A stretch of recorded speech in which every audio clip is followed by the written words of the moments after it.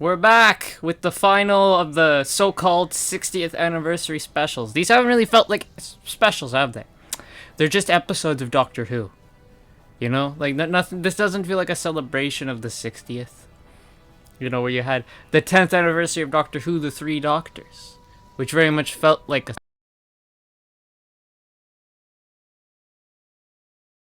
the Five Doctors, which was the 20th anniversary special, which felt like a celebration, having all the doctors they could get, bar Tom Baker because he didn't want to show up. Then, what was 30? Oh, what was the 30th anniversary special? I forget. Was it Dimensions in Time? It wasn't Dimensions in Time, was it? It might have been Dimensions in Time as the 30th anniversary special. I'm blanking on it. But then you have Zagreus as the 40th anniversary special, which brought in so many Doctor Who actors, and it was a culmination of the 8th Doctor arc going on at the time. You had Day of the Doctor as the 50th anniversary special, which felt like a big special.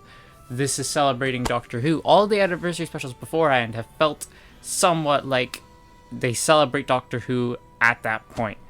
These 3 episodes just feel like episodes. They're just 3 separate episodes, and not very good episodes, as we will now get into. So the Giggle, the final one of them, this was the one I think everyone was anticipating the most, featuring the return of the Toy Maker and the regeneration for the 14th Doctor. We will get into it. So, we pick up where we left off. You know, the chaos is going on all over town. A guy tries to run himself over, and the Doctor kind of stops that and goes, "What are you doing?" And the guy goes, you know, pretty much, "I'm right, everyone's wrong," you know, type of rhetoric, right? It's that type of rhetoric. You know, "I'm right, I've always been right, everyone else is wrong."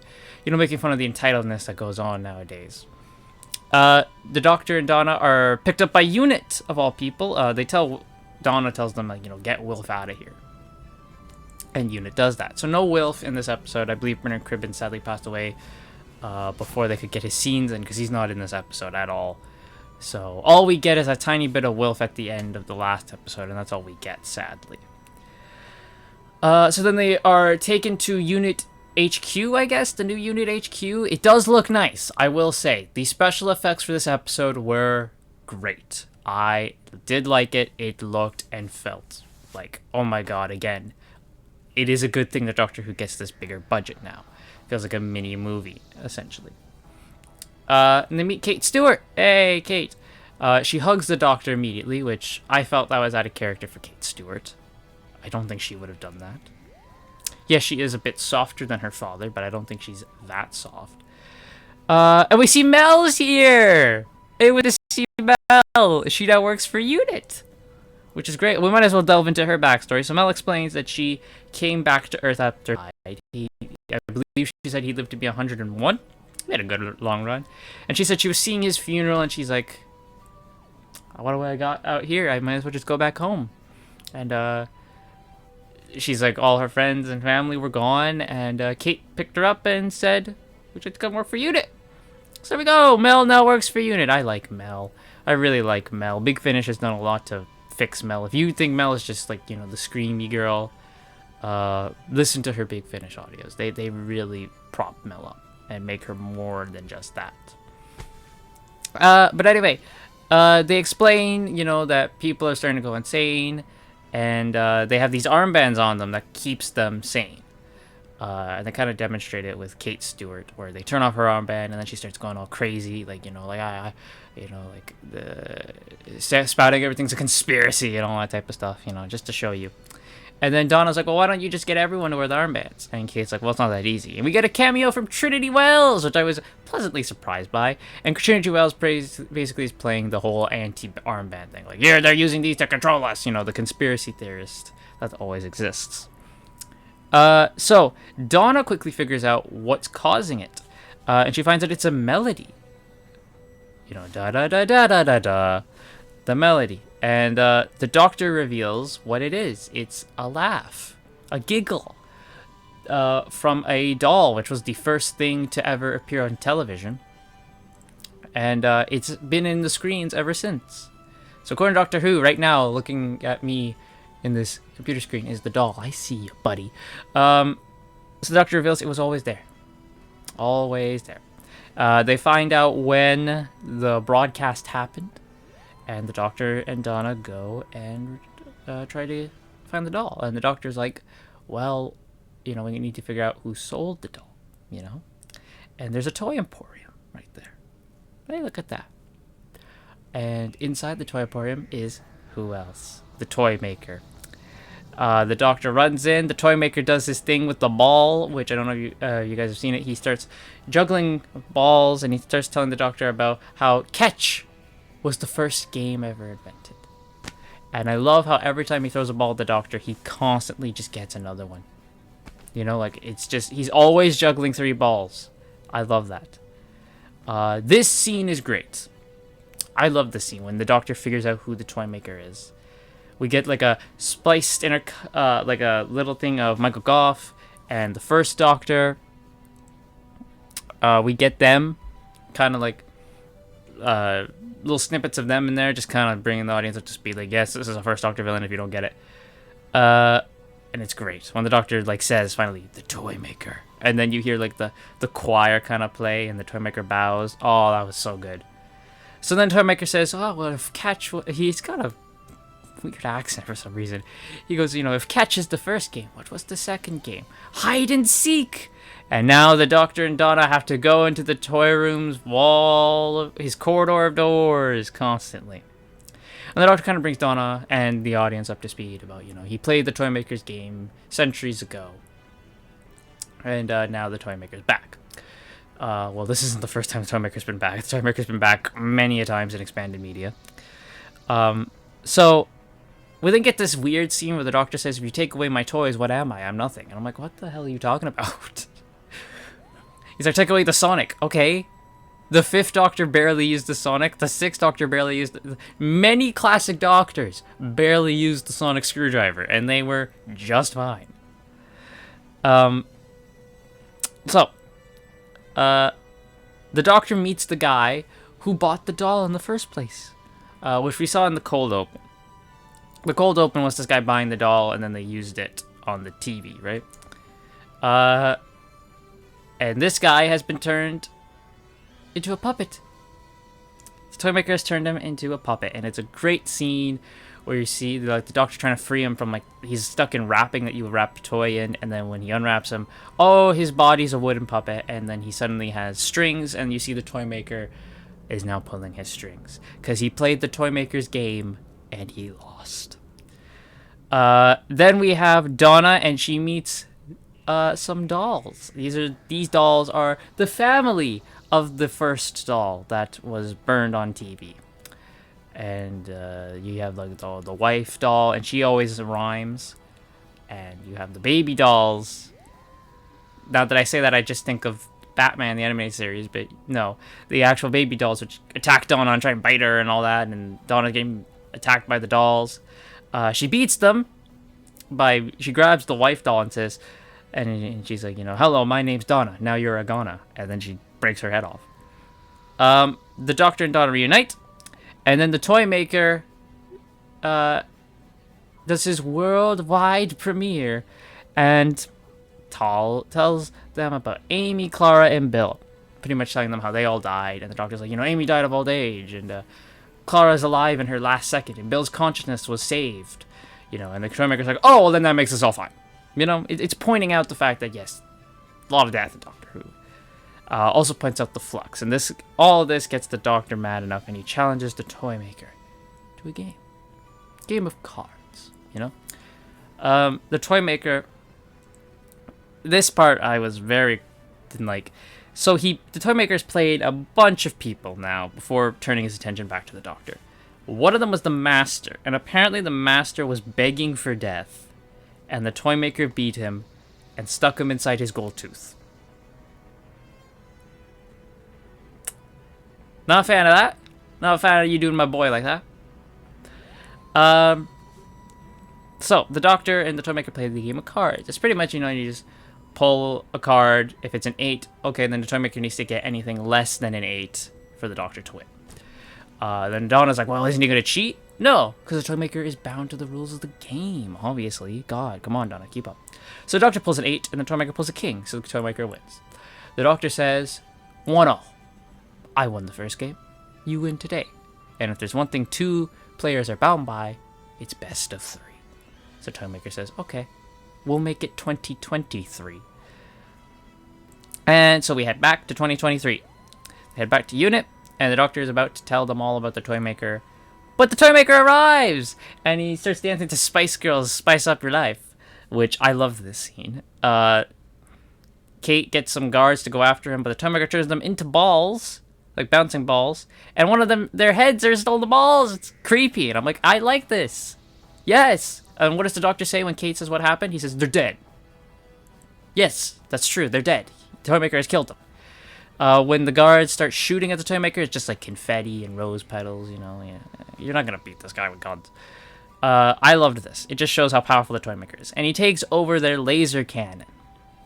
Oh, I should also say, Donna is recruited by Kate to join Unit, and it looks like Donna's going to join Unit now. So, there you go. So, the Doctor... I did like this scene where Kate asked the Toymaker, where are my guards? And the Toymaker says, I think they're still falling. And then you just hear a quiet thud, and the Toymaker kind of looks down like, ooh. I'm like, yes, death!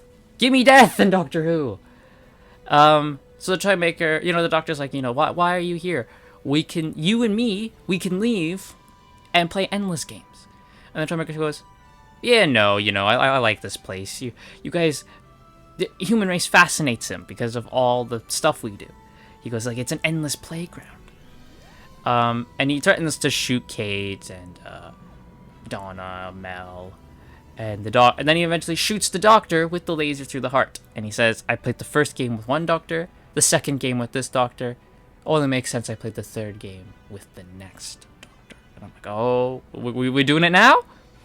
And we are. The Doctor starts getting that energy. Donna and Mel each take a hand, and they're like, you know, he won't regenerate alone. This 14th Doctor says, allons-y, his final words, and nothing happens. So then he tells them, can you both pull?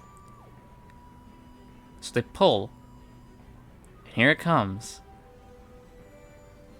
The 15th Doctor, played by Ncuti Gatwa, is pulled out of the 14th Doctor, and there's now 2 Doctors, 14 and 15.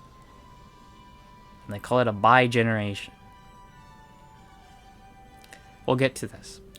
So the Doctors challenge the Toymaker to do a game of catch, since it was the first game, and they team up and they beat the Toymaker. He drops the ball, and they banish him. The 14th Doctor banishes him to his own back to his own universe as his prize. The Toymaker says, "My legions are coming," which, you know, the Toymaker does have a cult followers in expanded media that is confirmed, so maybe they'll come in.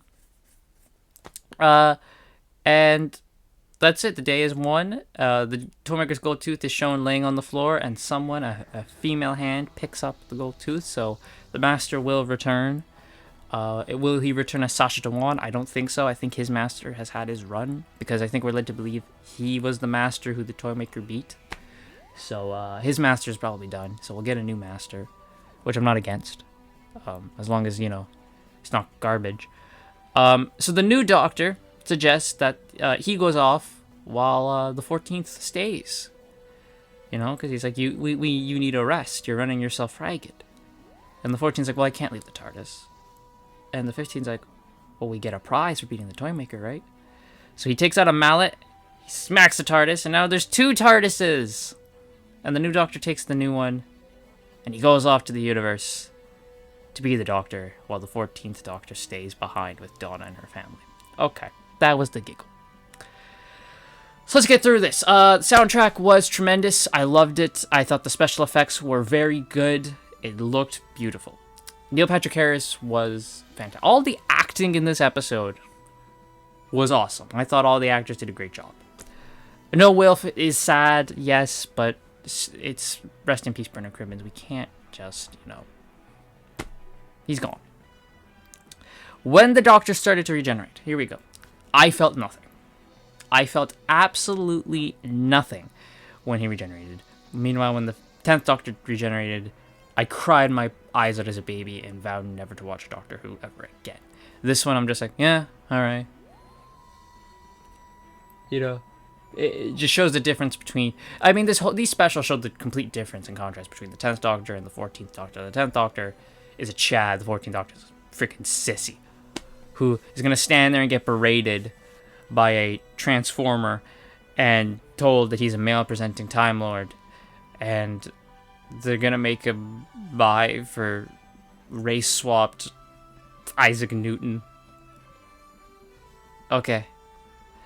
Well, the 10th Doctor wouldn't have stood for that, and the 10th Doctor, he locked the family of blood. He killed the mother and father, wrapped the father in unbreakable chains, threw the mother into the eye of a dwarf star, locked the daughter in the mirror, and then froze the son and made him a scarecrow. These two are so different, it's not even funny. So yeah, there's that. And then we get the actual regeneration. I was like, okay, he's going to regenerate to Shudigawa. Shudigawa will win. Beat the Toymaker, as he should. But then we get this. The bi-generation. This is stupid. This is stupid. So we got 2 doctors now? We got 2 doctors going around. What happens when the 14th now dies? Does he just regenerate again into another Shudigawa? Or does he die? Or does he actually fully regenerate into Shudigawa? What happens when Shudi regenerates? Is he going to do another bi-generation? What's going to happen? They say in the show that it's a myth and that they didn't think this would happen. Right? It's supposed to be like a long-forgotten thing. Okay. It's still dumb. It's still dumb. Like, this is stupid. I saw this and I went, oh my god. So this is done. I wrote here, bi-generation is an insult to fan fiction. And I tweeted this. This is an insult to fan fiction because at least fan fiction actually respects and likes the source material. This clearly doesn't give a damn. This, oh my god. This is done because they want to keep David Tennant around just in case those ratings go down, which you know they're gonna. You know they're gonna. Those ratings, whenever they start to dip, alright, bring in the 14th Doctor. He's still around, baby. So, that's what this is for. As for Ncuti Gatwa, when I've seen of him playing the Doctor, he was fine. You don't get to see a lot of him. He's really near the end. But from the Next Time trailer, I think I saw him in a tutu. Is this dude going to be more feminine than the actual female Doctor? Is that what we're going for now, buddy? I'll watch the Christmas special to get my first glimpse of Ncuti Gatwa and Ruby Sunday, the new companion. I will watch it.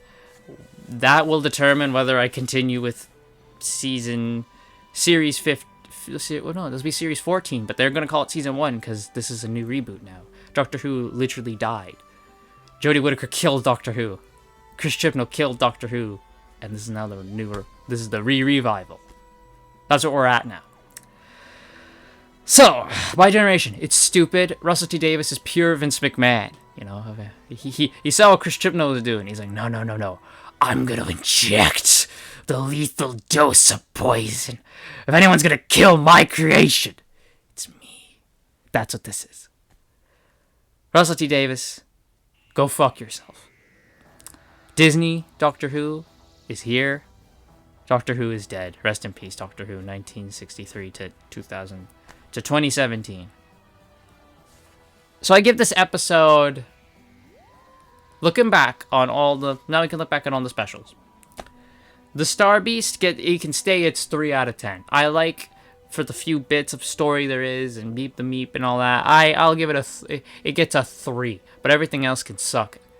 The Wild Blue Yonder is the best of the 3. So I give it a 6.5, right? That's what I gave it. A 6 out of 10, 6.5 out of 10.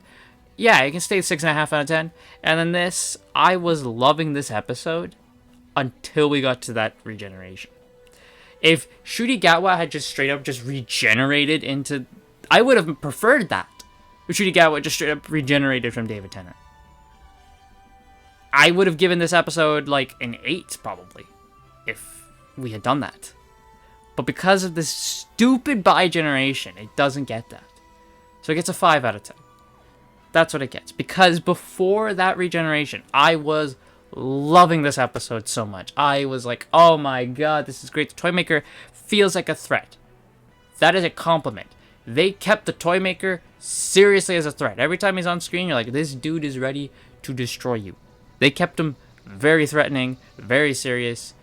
You're uneasy, right? You feel the Doctor's unease with dealing with this guy because this guy's a being of omnipotent power. This guy is one of the great old ones in Doctor Who lore. This dude is unstoppable.